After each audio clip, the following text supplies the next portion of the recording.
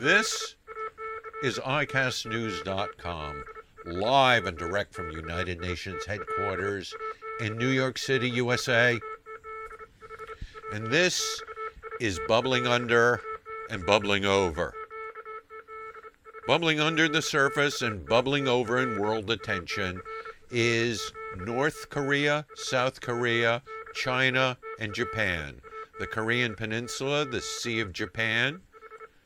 The Americans are conducting their annual military exercises with their allies, the South Koreans, while the North Koreans are celebrating the birthday of their founder, Kim Il-sung, with a military parade with all the pomp and circumstance, the weapons, the women, the flags, all the neo-Stalinist monumental show-off braggadocio of the isolated North Hermit Kingdom under Kim Jong-un. Kim Jong-un, celebrating his grandfather's founding of North Korea, has brought out weapons, brought out people, brought out showmanship, and brought out beliefs that the world could be headed towards a confrontation between what has been described as two guys with bad haircuts, Kim Jong-un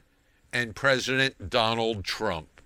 The display of all this weaponry has joined the world in a contest to see just what does it mean.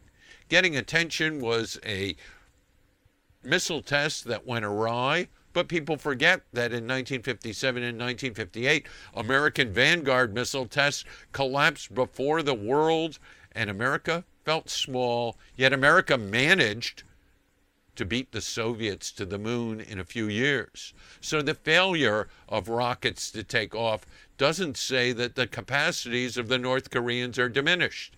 And the parade showed us all kinds of things. Getting the most attention were canisters that supposedly held ICBMs, intercontinental ballistic missiles. The canisters, we couldn't tell if they were empty or not because they were on tracked vehicles. Tracked vehicles can go anywhere on a dirt road. That's dangerous. But tracked vehicles don't compress down, so you can't see if there's weight of something actually inside those canisters. What really deserved the attention were those white missiles, solid-state missiles that look like early Polaris missiles. Solid-state missiles don't need much preparation to launch because they don't have to be fueled, so they're not picked up by satellites. Solid-state missiles can go from under the water, even though there's only one submarine in the North Korean fleet, and it can be heard by every American submarine because it's noisy. But solid-state missiles have that element that military planners absolutely hate: surprise. And with talk, especially among the experts, the good people at the website 38north.org have said that nuclear tests are being prepared. The Chinese are putting pressure on the North Koreans. The North Koreans showed off in a celebration on Sunday to honor the birthday inside a hall, and it was a grand show which surprised lots of people with the video backdrop that showed the destruction of the United States, symbolized by a flag.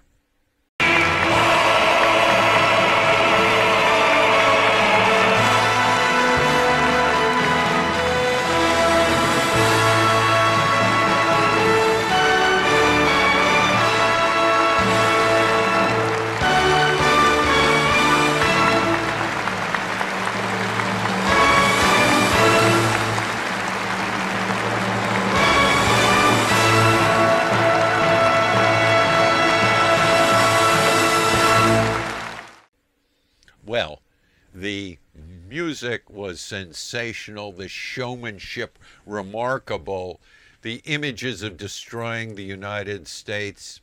That's not new.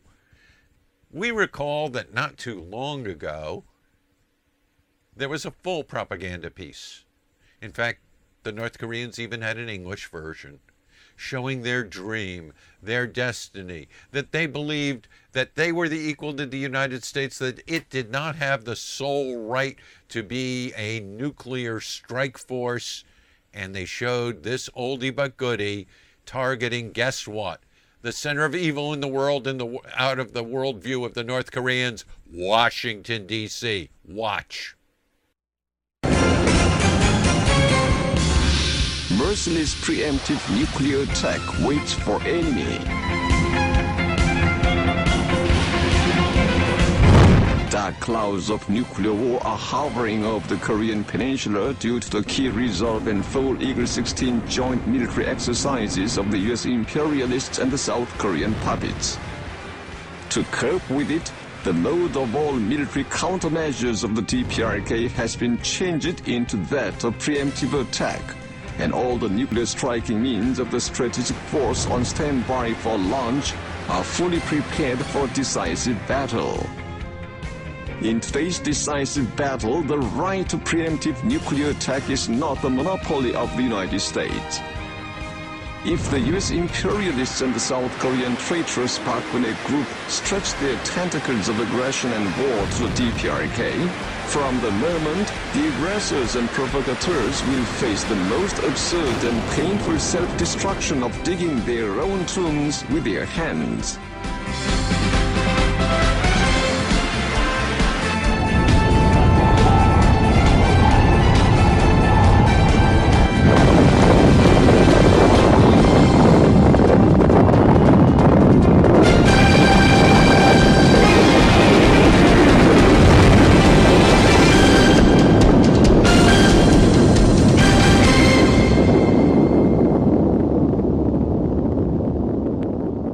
Wow.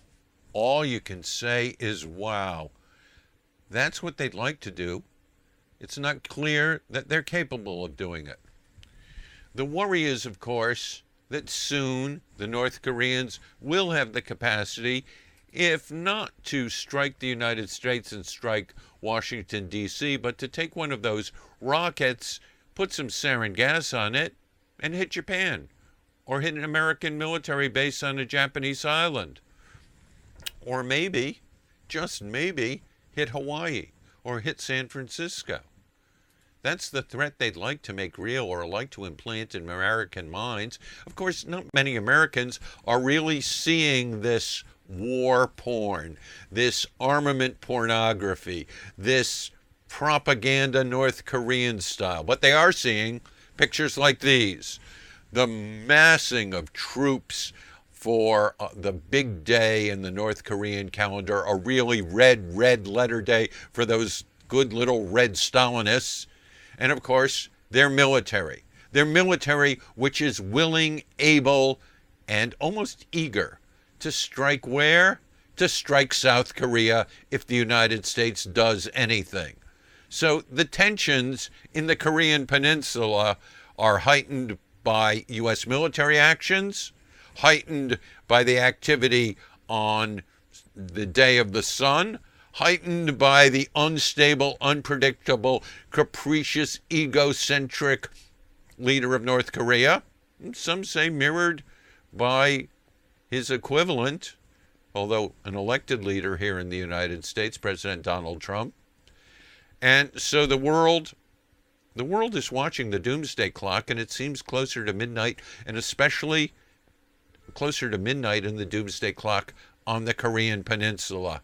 We will continue to watch this in all its dimensions.